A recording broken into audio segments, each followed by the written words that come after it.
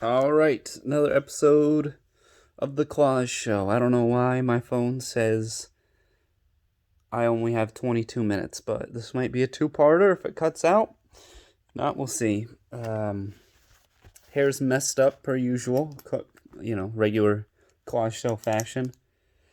What is there to talk about? I didn't really think of anything today. Let's see what we've got. Oh, here's a couple of good ones here. Another $2,000 stimmy, a little stimmy, is what they're talking about handing out. And the shit people say is so crazy, dude. They're like, it's gonna, oh my god, dude, they want to give me more fucking money. They either want it so bad or they don't want it at all. They're like, oh my god, because they know that's the only way that, some people know that's the only way they're gonna even get $2,000 ever at one time. So they're like, oh, hell yeah, a stimmy. Oh, give me that $2,000 so I can go blow it on another fucking car payment that I'm gonna get repoed or something ridiculous. When there's way better ways to spend your $2,000, I've got. You know what? If you want to make a fucking wagon of money, I'll tell you what you do with your fucking $2,000. For some reason, GameStop stock soared through the roof. Well, I know why. It's because when people started buying it as a meme. So go right ahead and short that, because that's going to crash. Because going to GameStop, no customers whatsoever. No customers, just failing businesses with super high price stock now. So go ahead and short that. That'll make you an absolute fucking raft full of money. And that's a good look. I don't know if it's illegal for me to say that. It probably is. So don't do it if it's illegal for me to tell you that. But fuck it. Who even watches this show anyway? Nobody. There's a lot. I guess. What else could you do with the $2,000?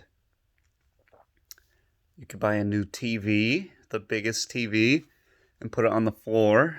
You know, no table for it. Just get you the fattest TV, put it right on the floor. Oh, you could buy. What could you buy with $2,000? Oh, you could get at least 5 pairs of shoes. With that, you could get some very cool sneakers with your $2,000. Make sure that you get the dude. Oh my god, nobody knows shoes better than a poor person, dude. If you're wearing some nice Jordans and you go to the movie theater and someone's like, "Oh, nice tuxedo ones, man," you just know that guy's got bad credit at that point. It's ridiculous. And I saw that the sneaker game is starting to go out of vogue a little bit, which is nice to see, because people are way too superficial and stupid when it's like, all my neighbors, when I drive home, I just see Amazon package after Amazon package after Amazon package. I'm like, what could you guys possibly need that you're buying every day? But it's just these fat wives that sit in the house all day and like, oh, time to spend my husband's fucking paycheck on some more Amazon. And they just sit there and just order crap, and they get stacked to the fucking moon. Then you sell it at a garage sale or throw it away or donate it, and you're like, well, I get a tax break for donating these clothes. If that's your motivation, then you're fucking up, because there's way better ways to get tax breaks. You just go to Goodwill, buy some fucking comforters or whatever the fuck, big blankets, big fucking shit, pillows, cheap big shit, big cloth items, put them in black trash bags. It doesn't matter the trash bag, honestly, and then just bring them right back to Goodwill, and they just say how many bags you brought. They don't say what's in the bags. And I think sweaters are a $12 write-off. I'm probably incriminating myself saying all this, but this is all in theory, people. Though this is make-believe land. Don't send me to jail, please. We're already two in today. But anyway, then you just say, yep, there was a fucking bag of 50 fucking sweaters and 5 bags. I donated this many sweaters at that. Bam. Itemize your whole house. Good to go. Which you only have to do if you own property. People be saying, oh, I need a write-off while they're renting. Like, how do you think taxes work? Anyway, I don't even know that much either, because they don't teach you anything like that in school. Besides the meme is the mitochondria is the powerhouse of the cell. But... And lava, before it reaches the surface, is magma. What else we got to talk about? There's probably better things.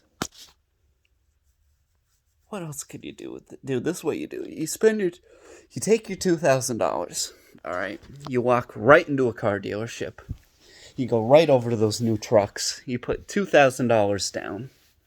After 3 years of almost making a dent on that equity of that truck, paying just a little interest, maybe you get a couple $100 in equity, you trade it in. You trade it in and you get another one.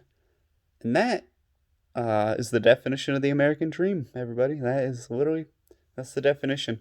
Buy crap on Amazon, have a car payment, put your money right back into these corporate hands. That's the American dream. Oh, and don't forget to shit out a couple of kids.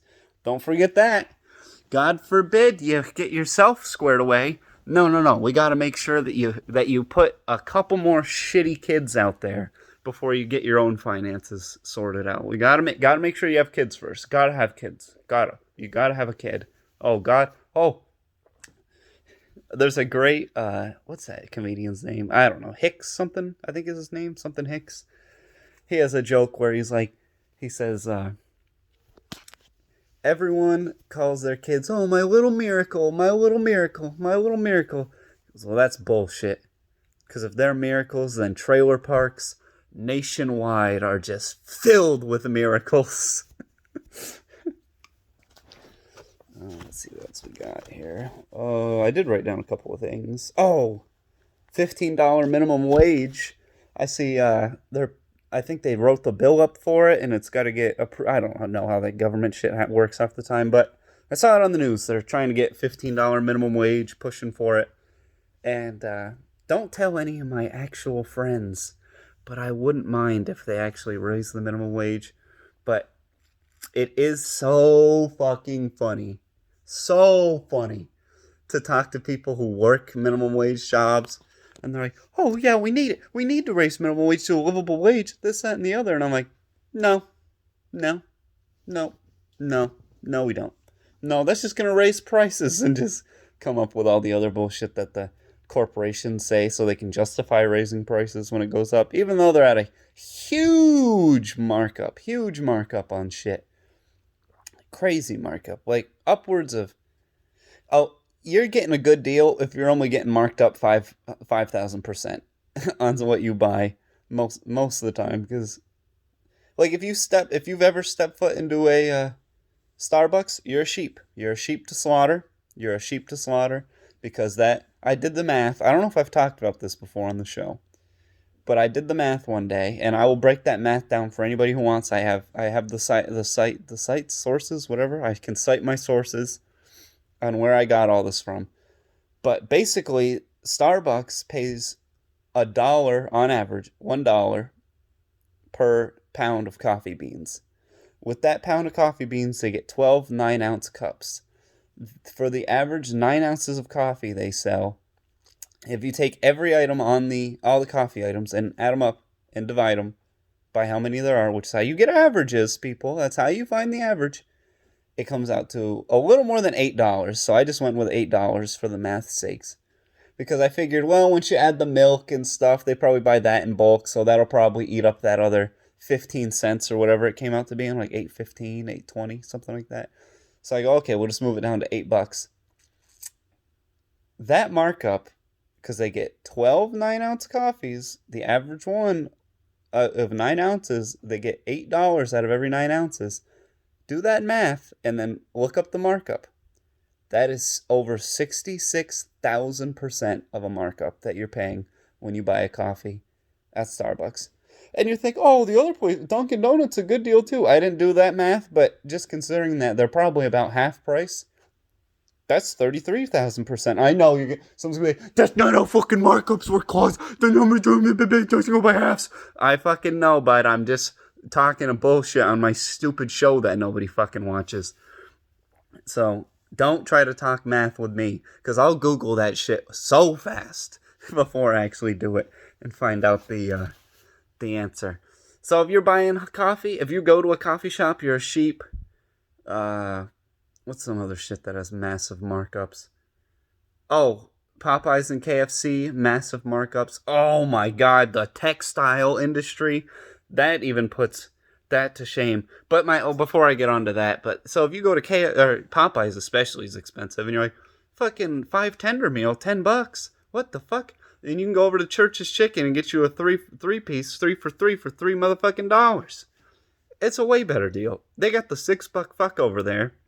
When they got the coupon, the 2 for $9 coupon, cop you one of those, you're good to go. That's only $6, and that's for 2 motherfucking people. Compared to, you get a little fucking cup of coleslaw and 5 fucking tenders for $10. What the hell are they on over there? That's insane. There's a store here that actually sells. You can buy the wholesale food meat that they use at fast food places. So you can buy like Popeyes tenders. And buying it wholesale, you can get a whole bag for $4. You can get the whole bag.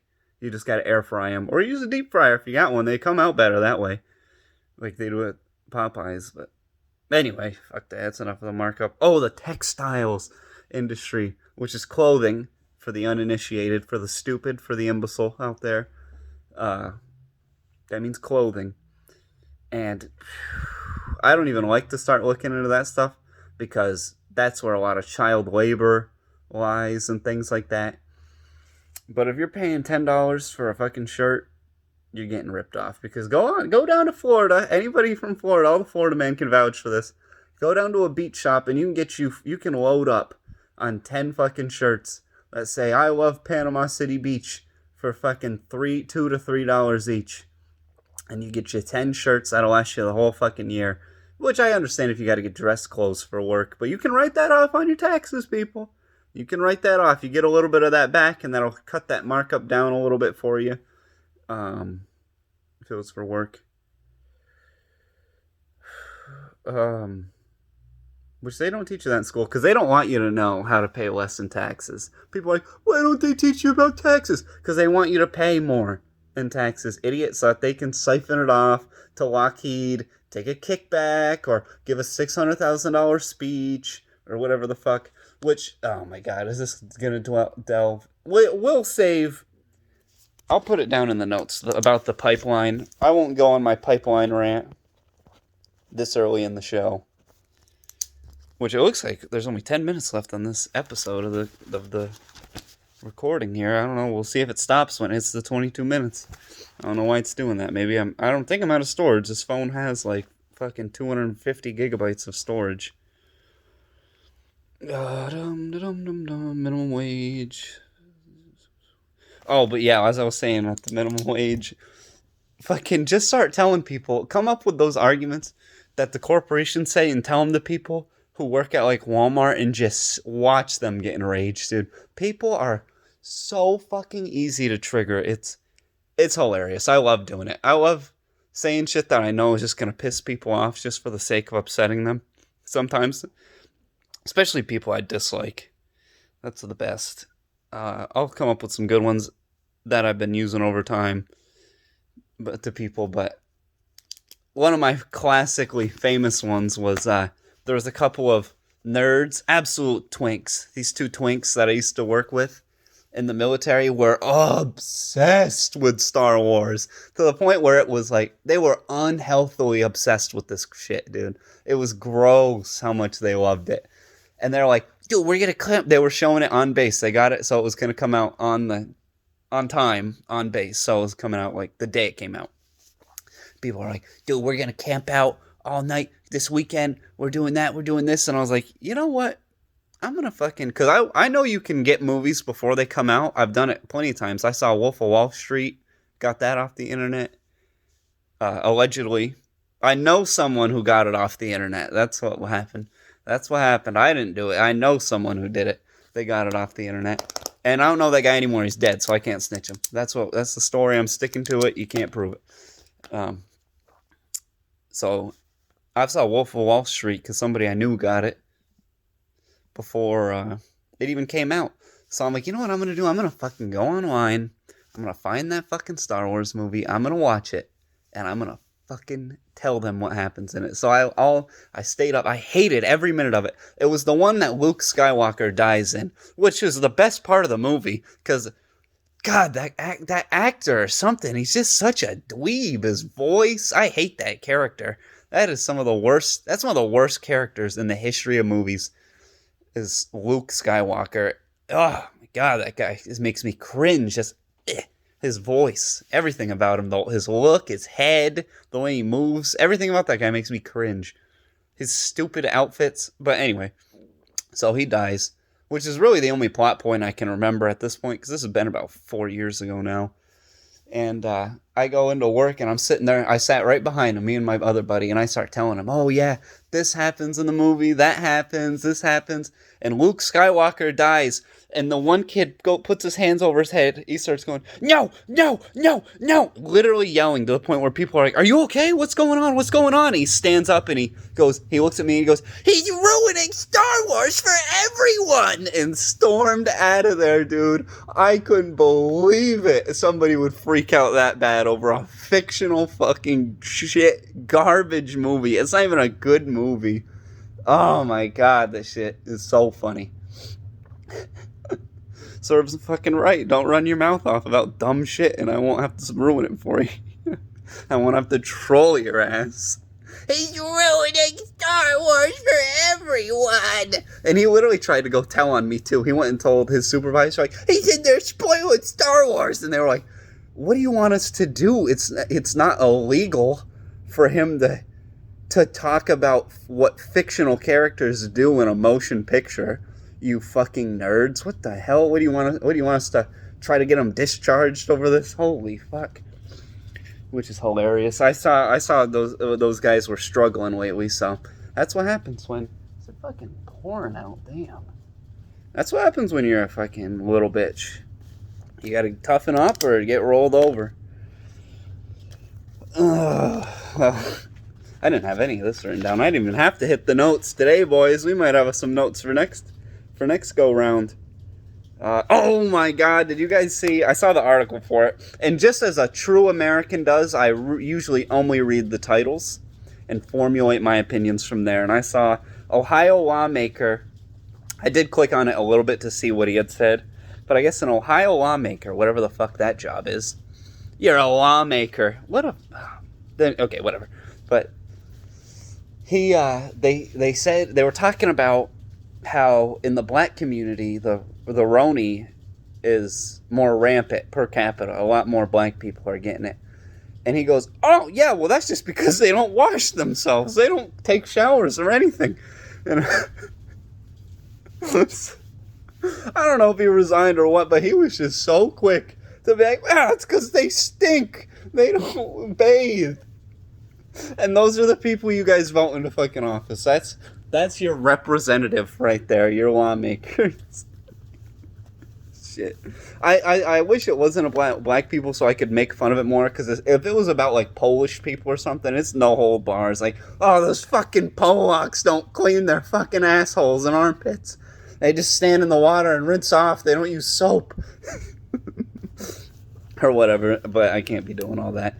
Because, we'll get in trouble. We get in trouble talking about that type of stuff, especially here on the YouTube.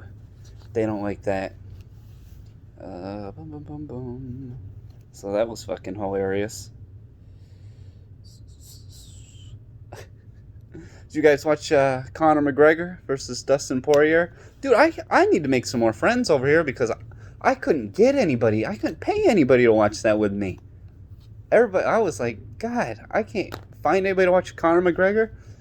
And it was a pretty good fight for a round and a half it was, until he got knocked out, which was the first time he ever got knocked out. I thought he had a better chin than that, because his head is so fucking big. And guys with big heads usually have a hard time getting knocked out. But Dustin, he laid it on him. Dustin, the Diamond Poirier. He poured it on him. He was railing him in the leg. And if you're like, oh, what a bitch, he couldn't take leg kicks, let me give you one leg kick. Just one. That's it. At my strength. Let me go ahead and give you one inside leg kick. Or an outside leg kick, preferably. That'd be even worse. And be very upset. And I think he took 19 or 20 of them in like the fucking first round. So you can just imagine how his leg was obliterated. He couldn't move at all. Like Dustin was just dancing around him by the end of it, picking his shots. And I mean, he's great. I'm not trying to shit on Connor. He would beat my ass into submission, dude. And he's hilarious. He's awesome. He actually is the reason I got into UFC along with a lot of people. So I'm not hating on Connor. You can't be inactive like that. The same thing would happen in other sports. Baseball, you lose your swing. They call it ring rust for UFC, and you just gotta keep that activity up to stay sharp. And I saved it till the tail end of. We're gonna see what happens when this thing hits 22 minutes and 25 seconds. We'll see what happens. I saved it till the tail end of that to talk about UFC because that last episode, I think that's all really I talked about, and I was like, no one is listening to me to hear about UFC shit. But oh my god, my buddy on Facebook. So Jake Paul is gonna fight Ben Askren, or he's gonna box him. Which Ben Askren is the worst striker in the history of the UFC. There might be some other ones like CM Punk, but for guys who are actually fighting elite ranked guys, he is the worst by an order of magnitude. So Jake Paul could probably even fucking win that one, which would be hilarious because if you actually look at the stats, YouTubers are undefeated against professional athletes in boxing. If you go and look at it, go look it up, look that stat up.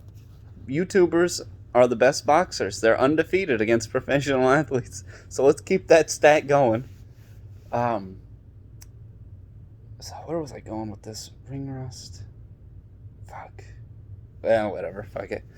But yeah, anyway, Jake Paul will fight him. The haters. Oh, yeah, the haters.